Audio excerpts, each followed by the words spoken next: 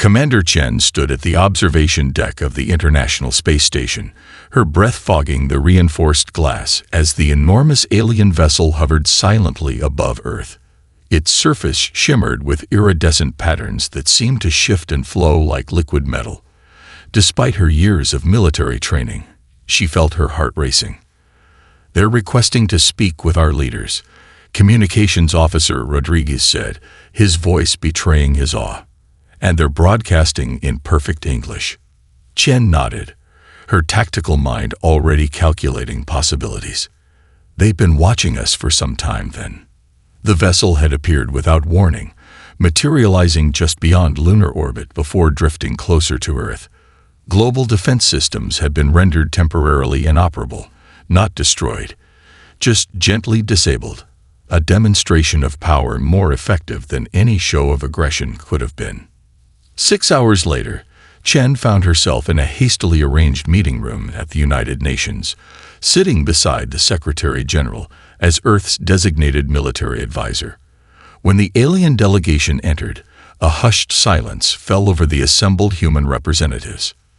Vexthor, the crystalline ambassador of the collective, moved with unexpected grace for a being that appeared to be composed of translucent geometric shapes. The light passing through its form created dancing patterns on the walls. Behind it followed representatives of the other 6 species, the towering insectoid Vrax, the flowing, almost liquid Noor, the mechanical precision of the Vrex, and 3 others so alien that Chen's mind struggled to categorize them. "We come not as conquerors." Vexthor's voice resonated with harmonic tones that seemed to bypass the ears and speak directly to the mind. "We come as refugees, seeking alliance against a threat that endangers all sentient life." The holographic display activated, showing galaxies being consumed by a spreading darkness that seemed to swallow light itself. The Abyss, they called it, a cosmic entity that didn't just destroy worlds but transformed them into something orderly, perfect, and utterly devoid of life's beautiful chaos. "For 3,000 years, we have fled across the stars," Vexthor continued. "Our civilizations, once spanning dozens of galaxies, have been reduced to a fraction of their former glory. But here, in this unassuming solar system, we have found something unexpected. A species that might hold the key to resistance." The collective scientists explained their discoveries. Humans possessed neural patterns that actively resisted the Abyss's influence, while the advanced alien species had evolved into specialized biological niches over millions of years. Humans remained adaptable generalists, a trait the collective had long since engineered out of their own genetics in pursuit of efficiency.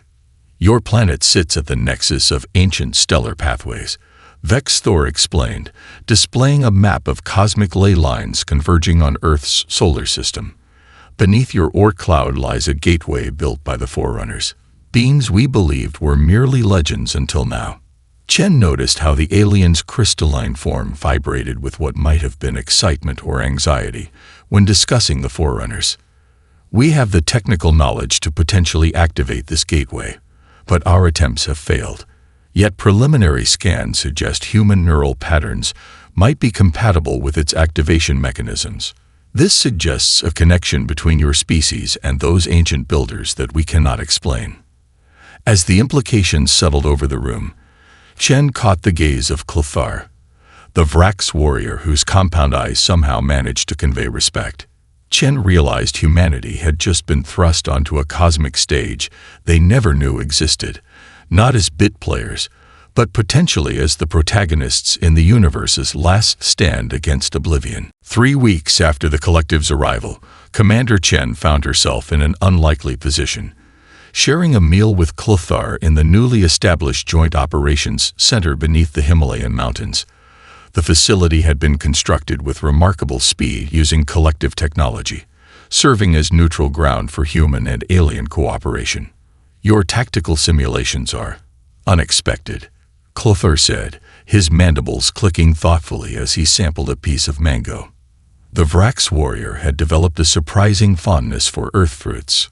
No collective strategist would have considered sacrificing the central position to gain advantage on the periphery. Chen smiled. That's because your people have been fighting the same way for thousands of years. Predictability is dangerous in warfare. Indeed, Clothar's compound eye shifted, a gesture Chen had learned indicated agreement. This may be why the Abyss has consistently outmaneuvered our forces. It learns our patterns too quickly. Their conversation was interrupted by a soft chime. A holographic display materialized between them, showing the secure transmission Chen had been waiting for. Her former colleague from Earth Intelligence had been quietly investigating certain collective communications.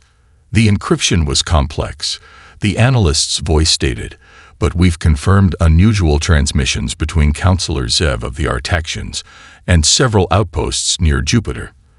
They're discussing something called Operation Firebreak. Appears to involve using Earth as a sacrificial barrier. Chen exchanged glances with Clothar, whose posture had stiffened. The High Council wouldn't authorize this, he said, his usual measured tone edged with concern. Perhaps not the full council, Chen replied, but a splinter faction might act independently. Before they could discuss further, emergency alerts blared throughout the facility. Reports flooded in of an attack on Research Station Galileo in the Kuiper Belt, humanity's furthest permanent outpost. The station had been studying comet composition when something emerged from deep space. It's an Abyss probe, announced the station director over the emergency channel. Repeat, we have confirmed Abyss signature. The entity it's changing everything it touches into perfect crystalline structures. The Collected's response fleet launched immediately, but Chen noticed something troubling on the tactical display. The alien vessels were maintaining a safe distance, forming a containment perimeter rather than engaging directly. They're not going to help the researchers, she realized aloud. They're just ensuring the probe doesn't escape. Without waiting for authorization, Chen commandeered an emergency shuttle. To her surprise, a dozen mining engineers from the station's maintenance crew volunteered to join her. Their chief, a weathered woman named Patel, simply shrugged when Chen questioned their decision. Those are our people up there, Commander. We've got plasma cutters and mining charges. Not proper weapons, but they'll do. The Raktig rescue mission launched before anyone could stop them. When they arrived at Galileo, they found the station partially transformed, geometric patterns creeping across its structure like frost on a window. The collective vessels maintained their defensive formation at a distance, unwilling to risk closer engagement. Using mining equipment never designed for combat, the human team created a makeshift corridor through the transformed sections. Patel discovered that the plasma cutters, when modified to a specific frequency, could temporarily disrupt the Abyss's conversion process. It's not pretty, she told Chen over the comm, as they extracted the last researchers. But sometimes brute force and a bit of human ingenuity beats elegant solutions. From the collective flagship, Supreme Commander Velor watched in disbelief as the human mining vessel, scorched and battered, successfully evacuated 42 researchers before the station was fully consumed. His science officer, a Noor named Semmel, floated beside him in silent amazement. They should have been converted instantly, Semmel whispered. The readings indicate the miners were exposed to convergent energy that would have transformed any of our species immediately. Perhaps, Velor replied thoughtfully, we have underestimated what these humans can withstand. The expedition vessel Horizon drifted silently through the outer reaches of the solar system, its hybrid human-alien crew working in focused harmony. Commander Chen stood on the bridge beside Professor Li, Earth's leading xenorchaeologist, as they approached the coordinates provided by the collective.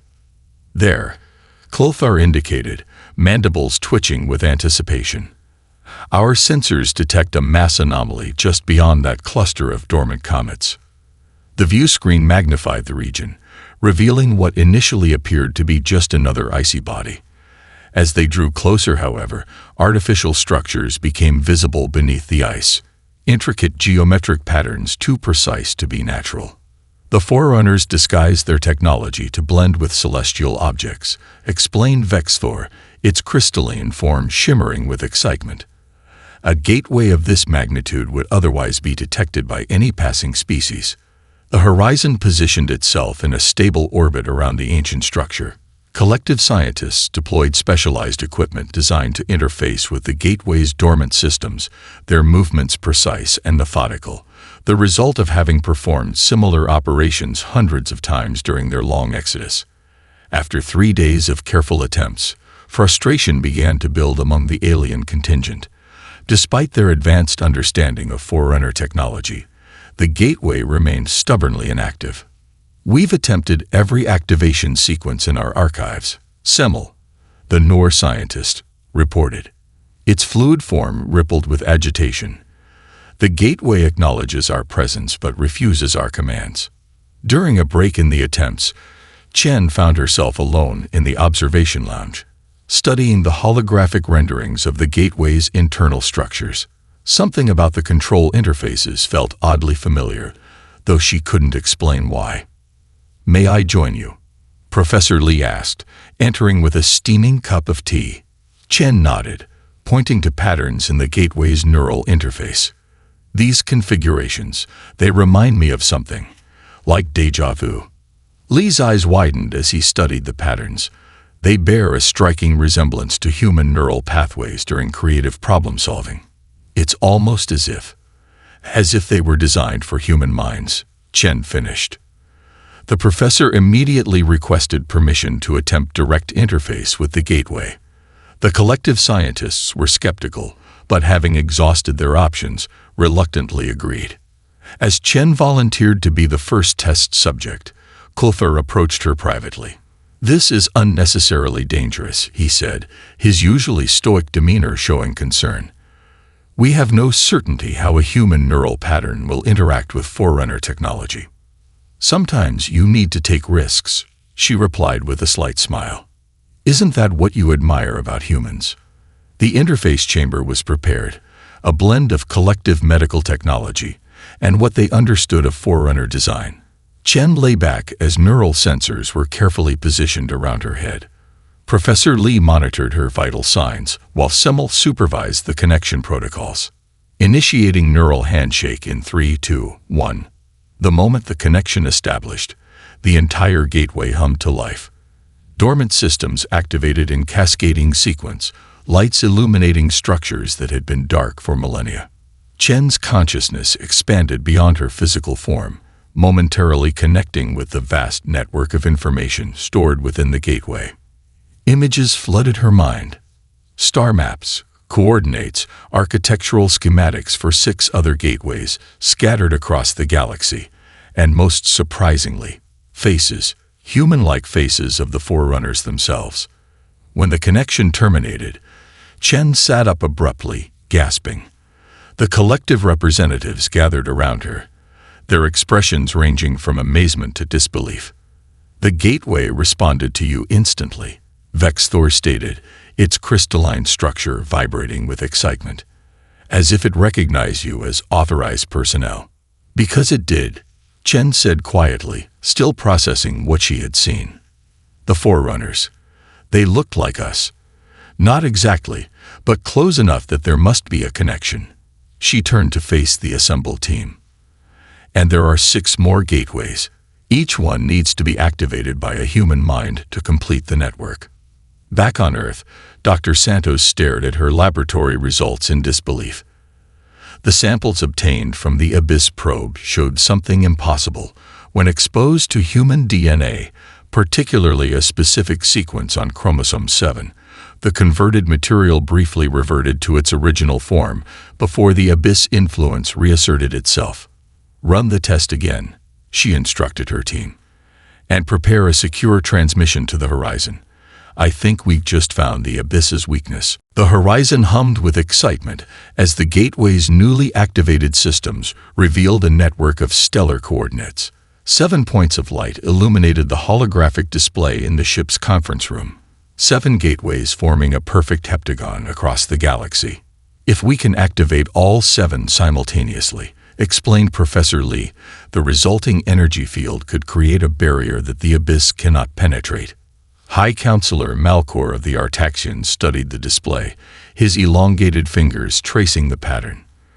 Unlike the other collective representatives, he had arrived unexpectedly via personal transport just hours after the gateway's activation. "Remarkable," he said, his melodious voice betraying no emotion. "And you believe human neural patterns are required for each activation?" "The evidence suggests so," Chen replied, noticing how Clothar shifted uncomfortably at Malkor's presence. Something about the High Counselor's sudden interest made her tactical instincts prickle with warning. The secure transmission from Earth arrived during their discussion. Dr. Santos' discovery about human DNA temporarily reversing the Abyss's conversion process. Chen watched how this information affected the collective representatives. Most showed hope, but she caught a flicker of calculation in Malkor's expression. Later that evening, as the joint team prepared for the gateway's full activation sequence, Chen found Clothar in a secluded corridor. "You don't trust Malkor," she stated quietly. The Vrax warriors' compound eyes started to ensure they were alone. "He leads the preservation faction. Those who believe some sacrifices are necessary for the greater survival. He opposed sending our fleet to find Earth, arguing we should focus on defending our remaining core worlds. And now he's suddenly interested in our activation success," Chen concluded. Clothar's mandibles clicked softly. "Precisely. The activation ceremony began at 600 ship time.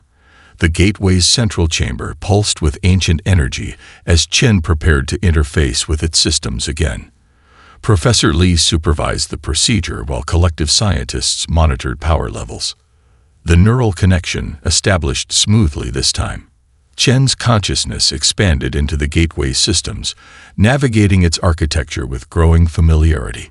She reached the activation node and initiated the sequence just as the ground team had rehearsed. The gateway responded immediately, its dormant mechanisms awakening fully.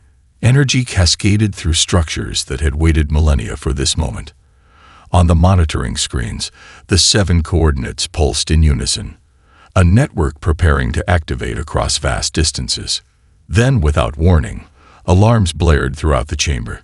The gateway's energy patterns distorted as new commands overrode the activation sequence. "Something's interfering with the network synchronization," Professor Li shouted over the chaos. Chen struggled to maintain the neural connection, fighting against the intrusive commands. Through the gateway systems, she could sense what was happening. Someone was reconfiguring the network to create not a barrier against the Abyss, but a direct pathway to Earth. When the neural interface finally disengaged, Chen collapsed forward, disoriented and exhausted. Emergency lights bathed the chamber in red as Horizon's security systems detected unauthorized access throughout the ship. "It's Malkor," Clothar announced, rushing to Chen's side. "He's taken control of the command deck with loyalist forces. They've locked down all critical systems."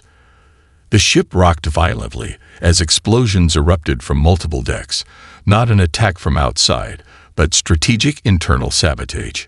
"He wants to prevent us from completing the gateway activation," Chen realized, struggling to her feet.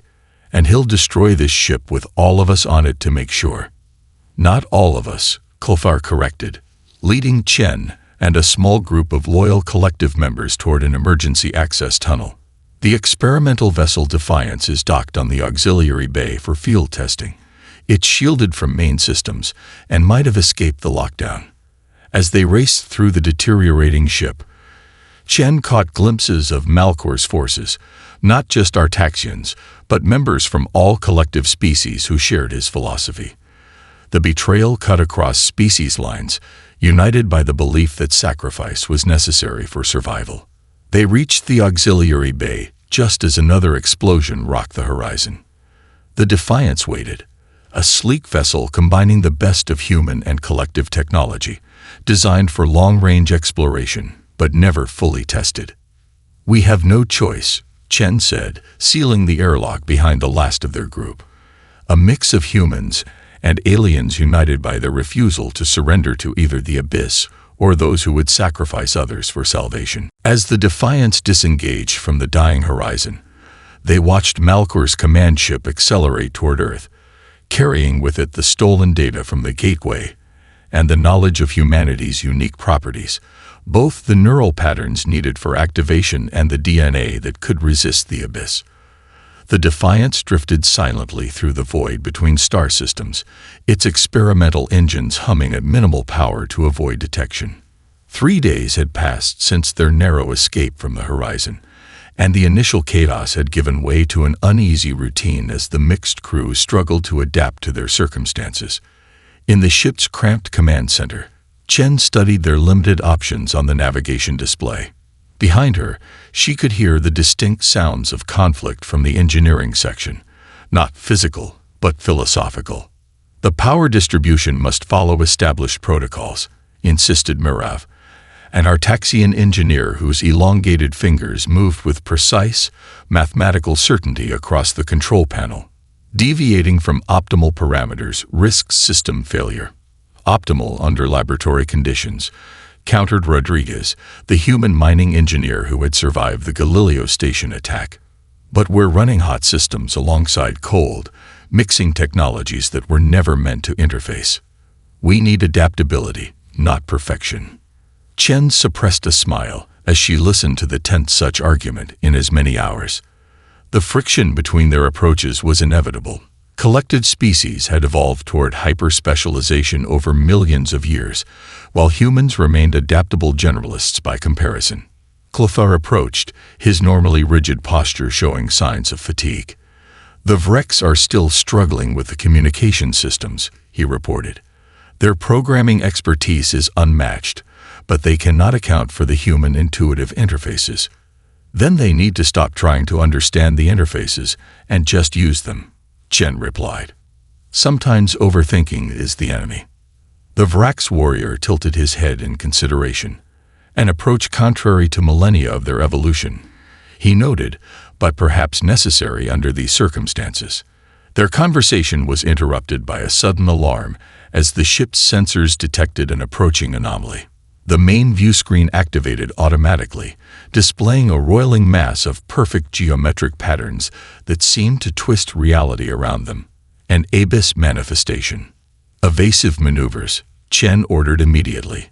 Rodriguez, we need full power to engines now. The response was instantaneous from the human crew members, but the collective specialists hesitated, their specialized minds struggling to shift priorities without proper protocols. The Defiance lurched as Rodriguez manually overrode several systems from engineering, bypassing safety measures to channel emergency power to the engines. The ship accelerated, but the abyss anomaly adjusted its course with impossible precision, anticipating their trajectory. Chen watched as the Noor navigation specialist, Tellus, calculated and recalculated escape vectors with increasing distress. It's predicting our course using standard collective evasion algorithms, Chen realized. Tellus, stop calculating. Let me pilot manually. The Noor's fluid form rippled with shock. Manual navigation near an abyss anomaly is suicide. The complexity requires. It requires unpredictability, Chen interrupted, taking the controls. Something no algorithm can provide. What followed defied all collective tactical doctrines. Chen piloted the Defiance in a series of erratic maneuvers that followed no recognizable pattern. Sharp turns, sudden accelerations, and even a reckless slingshot around a small asteroid that sheared off one of their sensor arrays, but threw off the anomaly's pursuit calculations long enough for them to slip behind a dense debris field. When they finally emerged into clear space, the abyss manifestation had disappeared. The command center fell silent as the collective crew members stared at Chen with new understanding. Your approach was... Tellus paused, searching for the appropriate term. Chaotic. Illogical. Effective. Sometimes survival isn't about making the optimal choice, Chen replied, relinquishing the controls. It's about making the unexpected one. The ship's systems had suffered significant strain from Chen's desperate maneuvers. With limited options for repairs, they were forced to land on a desolate moon orbiting a gas giant in an uncharted system. As the Defiance settled onto the barren surface, the magnitude of their situation became clear. They were stranded with minimal resources and damaged technology. The collective specialists stood helplessly before the array of damaged systems that required tools and materials they didn't possess. It was the human crew members who immediately began improvising solutions. Rodriguez repurposed kitchen equipment to repair circuit boards. Professor Lee used cosmetic adhesive from the medical bay to seal microfractures in the hull. And Paddle, the mining chief, created makeshift tools from spare parts. Watching this display of resourcefulness, Clother approached Chen as she worked to recalibrate the navigation system with a modified dental instrument. "I have served in the collective fleet for 2 centuries," he said quietly, "and witnessed technological marvels beyond counting. Yet I have never seen adaptability like this." Chen looked up from her work, noting how the other collective members were cautiously beginning to imitate the humans' improvised methods, setting aside their specialized training to experiment with new approaches. "Necessity is the mother of invention," she replied with a smile. An old human saying. Perhaps Clothar's compound eyes reflected the stars above. It is time for the collective to become students of humanity. The Defiance emerged from hyperspace at the edge of the Nexus system, its makeshift repairs holding despite the strain of faster-than-light travel. After 2 weeks of modifications and improvised enhancements, the ship barely resembled its original design, a patchwork of collective technology and human ingenuity that somehow functioned more efficiently than its original specifications. Chen stood on the bridge alongside Clothar as they approached the massive space station that dominated the system. Nexus resembled a gleaming snowflake, its crystalline arms extending outward from a central hub where thousands of vessels from countless civilizations docked and traded. "The central authority here recognizes no political allegiances," Clothar explained. "Only commerce matters on Nexus. We should be safe from immediate detection by Malakor's agents, but caution remains advisable." As they approached the docking procedures, Chen noticed something unusual about many of the ships in the vicinity. They were crewed by collective standards, with obvious patches and modifications similar to their own. "Those vessels," she pointed, "they don't match collective design principles." Tellus, the Noor navigator, rippled with what Chen had come to recognize as mild embarrassment. They belong to what the collective terms developing species, civilizations that haven't achieved the technological sophistication, yet all demonstrating unusual resistance to the Abyss's influence. "The pattern is obvious," Professor Lee said, joining them after his own information gathering. "The very traits the collective engineered out of their species, adaptability, creativity, unpredictability, are what defend against the Abyss. And what of Malakor's betrayal? Asked a being composed of swirling gases contained within a translucent exoskeleton. Our information suggests he doesn't merely wish to sacrifice Earth to save the collective worlds." Sfervis's orbs darkened ominously. Malkor belongs to a secret philosophical movement that views the Abyss not as an enemy, but as transcendence. They believe its perfect order represents the ultimate evolution of consciousness, the elimination of chaos, uncertainty, and the messy unpredictability of organic life. He's not trying to stop the Abyss, Chen realized with growing horror. He's trying to help it consume everything faster. Clothar's mandibles clicked in agitation. By redirecting the gateway network to create pathways instead of barriers, he could reduce the Abyss's travel time between galaxies from millennia to moments. The implications settled heavily on the gathering. Earth wasn't just in danger of being sacrificed. It was being positioned as the Abyss's gateway to the entire universe. "Then we need a new plan," Chen said, looking around at the diverse assembly. "Not just to save Earth, but to stop Malkor and seal every gateway permanently." The representatives exchanged glances before Spherus spoke again. "We represent thousands of worlds the collective considers irrelevant. Together with humanity's leadership, we might form a force unlike anything the galaxy has seen, not unified by technological conformity, but by the very diversity the Abyss seeks to eliminate." Chen extended her hand in the human gesture of alliance. Then let's show both the Abyss and the Collective what primitive species can do when we work together. A fleet unlike any the galaxy had ever seen assembled at the edge of Earth's solar system. 300 vessels of wildly different designs formed a loose formation, some elegant and sleek, others practical and rugged, many bearing obvious repairs and modifications. What they lacked in uniformity, they made up for in determination. On the bridge of the Defiance, now serving as the flagship, Commander Chen reviewed the final battle plans with her diverse council of captains. The holographic display showed Earth, partially enshrouded in an eerie geometric pattern that spread from the Oort Cloud Gateway. The Abyss's influence already taking hold. Malkor's forces have established a defensive perimeter around the gateway, Clothar reported, highlighting the positions of collective warships. They've reconfigured it as planned, creating a direct path for the Abyss to enter our galaxy. And Earth's status?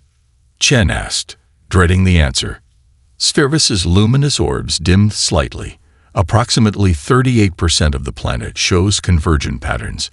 Major population centers in Asia and North America have been fully transformed into perfect geometric structures. Residents within these zones move with mechanical precision, all individual thought suppressed. Professor Lee pointed to irregular patterns around several regions. These areas show active resistance. The conversion process is slower where humans actively fight against it. Another indication that consciousness and free will somehow disrupt the Abyss's influence. Chen studied the resistance zones with a mixture of pride and concern. Humanity was fighting back, but time was running short. Our plan remains unchanged. 3 battle groups will engage Malkor's defensive fleet, creating openings for our infiltration teams to reach the gateway. The Vesh commander, Sathrix, stepped forward, scales shifting to a determined blue. My ships will lead the eastern approach. Our unusual radiation signatures confuse collective targeting systems. The Luminar vessels will provide psychic shielding, added Spheris. We can temporarily mask the approach of your fastest ships through the western corridor. As the council finalized details, Rodriguez entered the bridge with unexpected news. We've established communication with Earth resistance forces. They're being led by Admiral Hassan. Chen's expression brightened. Her former commander at Space Force had been a mentor and friend. If anyone could organize an effective resistance, it would be Hassan. The holographic display shifted to show a haggard but determined woman broadcasting from what appeared to be an underground bunker. Chen, thank the stars you're alive. We thought everyone on the horizon was lost. Admiral, what's your situation? Chen asked. Brutal but not hopeless, Hassan replied, her voice steady despite obvious exhaustion. The conversion process struggles against human unpredictability. We found that creative activities, music, art, even children's games, seem to slow its advance. We've established safe zones in areas with high concentrations of creative energy. That aligns with our findings, Professor Lee interjected. The Abyss seeks perfect order. Human creativity introduces chaos it cannot easily assimilate. Hassan's expression grew grave. But we're losing ground hourly. Whatever you're planning, it needs to happen soon. Malkor has established his command center at the old Space Force headquarters in Colorado. He's using our own planetary defense systems against anyone who approaches. We'll be there in 18 hours, Admiral, Chen promised. Hold your position and keep broadcasting creative works, anything to slow the conversion. As the transmission ended, Chen addressed the assembled commanders.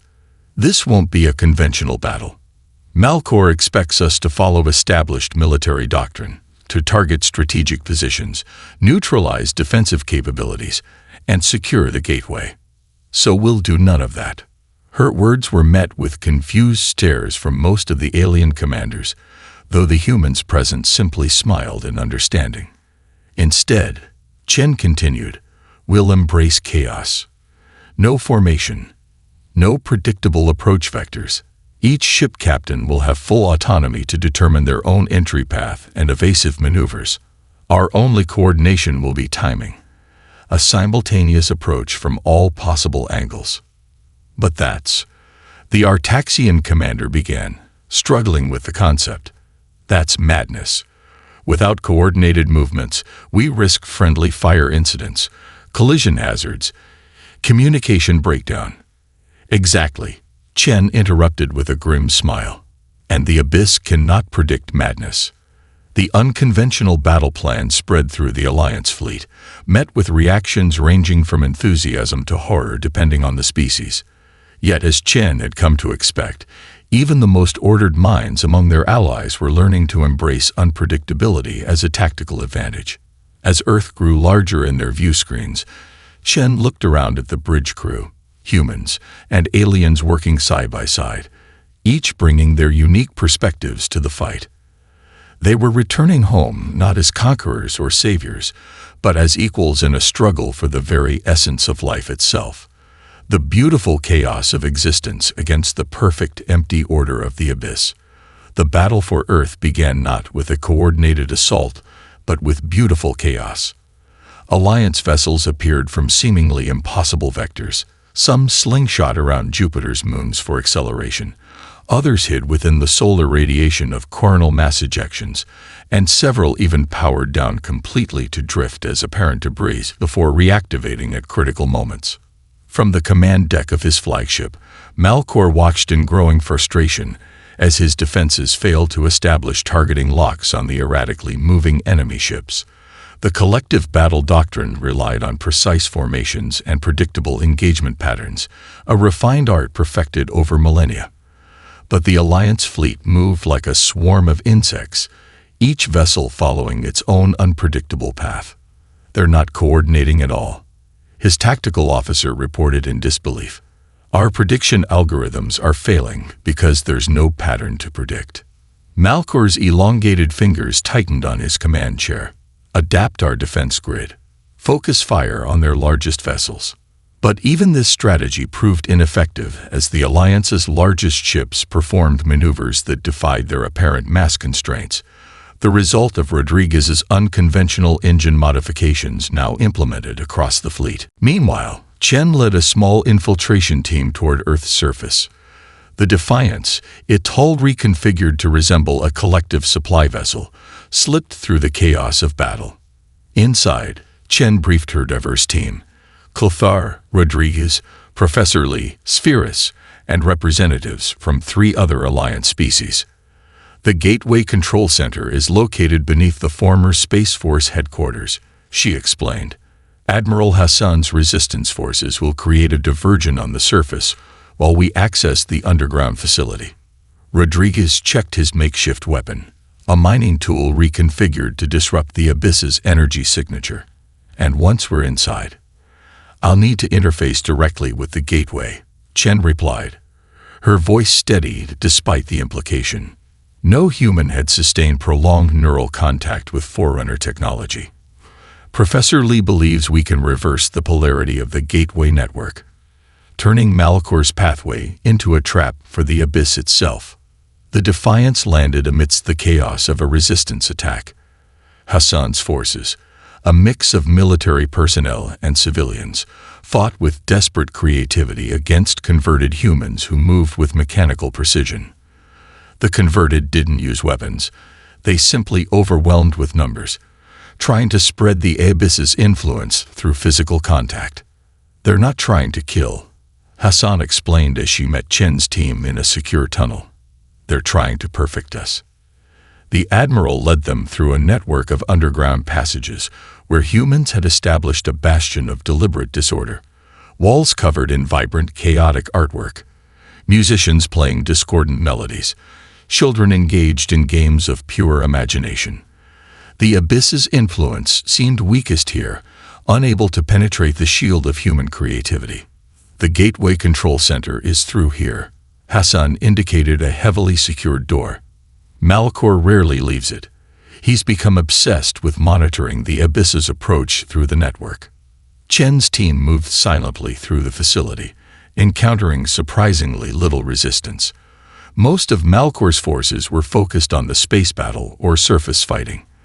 They reached the central chamber to find an enormous version of the neural interface Chen had used on the horizon. designed for prolonged connection to the gateway network. And there stood Malcor, his tall Artaxian form silhouetted against the pulsing light of the interface. But something was wrong. Geometric patterns crawled across his skin, and his movements had the same mechanical precision as the converted humans. "You're too late," he said, voice unnaturally harmonic. "The abyss has shown me perfection. Soon, it will perfect everything." Chen stepped forward, weapon ready. "This isn't perfection, Malcor. It's extinction. The elimination of everything that makes life worth living. Creativity, unpredictability, growth. Those are flaws," Malcor replied. "Inefficiencies to be corrected. The abyss offers eternal, unchanging existence. No more suffering, no more chaos, no more failure. No more joy," Clothar added, stepping beside Chen. "No more discovery. No more becoming more than we were." Malcor's face showed a flicker of doubt, a momentary break in the perfect geometric patterns covering his skin. Chen recognized the opportunity and pressed forward. "The collective achieved technological marvels, but at what cost? You engineered out the very aspects of life that defend against the abyss. In pursuing perfection, you created your own vulnerability." As they spoke, Rodriguez and Lee worked frantically on the interface controls, preparing for Chen's connection attempt. Spherus's luminous form hovered protectively nearby, ready to provide psychic shielding. "You cannot stop what comes," Malcor said, the patterns reasserting themselves. "The gateway network is aligned. The abyss approaches." "We don't need to stop it," Chen replied, moving toward the interface. "We just need to redirect it." Before Malcor could react, Chen activated the neural connection. Her consciousness expanded instantly into the gateway network, a vast web of energy spanning the galaxy. She could sense the approaching abyss, a perfect crystalline intelligence that consumed everything in its path, reducing the beautiful complexity of existence to flawless, static geometry. The abyss recognized her immediately, its vast consciousness focusing on her human mind with singular attention. It offered visions of perfection, a universe without pain, without uncertainty, without the messiness of organic life. For a moment, Chen felt the temptation of its promise, an end to struggle, to doubt, to fear. Then she felt others joining her in the interface, Clothar, Spherus, and the rest of her team, each adding their unique consciousness to hers. Together, they formed something the abyss couldn't comprehend. A collective that preserved individuality, a unity that celebrated difference rather than erasing it. With this combined strength, Chen executed the plan. Instead of trying to shut down the gateway network, they reconfigured it, transforming Malcor's direct pathway into a closed loop. As the abyss surged forward, eager to consume a new galaxy, it found itself trapped in an endless circuit of its own making. The perfect intelligence struggled against this imperfect solution, trying to break free with overwhelming force. The gateway facility shuddered as energy cascaded through systems never designed to contain such power. "We can't hold it forever," Professor Lee warned as consoles exploded around them. "The network is destabilizing." Chen pushed deeper into the connection, drawing on everything that made humanity unique: their creativity, their adaptability, their willingness to embrace chaos. Through the neural link, she shared these qualities with her alien companions, who in turn offered their own unique perspectives. Together, they didn't just trap the abyss. They confronted it with the fundamental truth it sought to erase: that imperfection wasn't a flaw to be corrected, but the essence of life itself, the source of growth and meaning in an uncaring universe. The gateway pulsed with blinding light as the loop collapsed in on itself, creating a paradox the perfect order of the abyss couldn't resolve. The neural interface disengaged automatically, throwing Chen and her team back into physical consciousness. As they recovered, they found Malcor on his knees, the geometric patterns fading from his skin. "What have you done?" he whispered, his voice his own again. "We showed the abyss something it couldn't perfect," Chen replied. helping him to his feet. A chaos it couldn't order. Above them, the space battle concluded as collective vessels stood down, their commanders receiving word of Malkor's liberation and the Abyss's containment. Across Earth, the conversion process halted, then slowly began to reverse as human creativity reasserted itself against perfect order.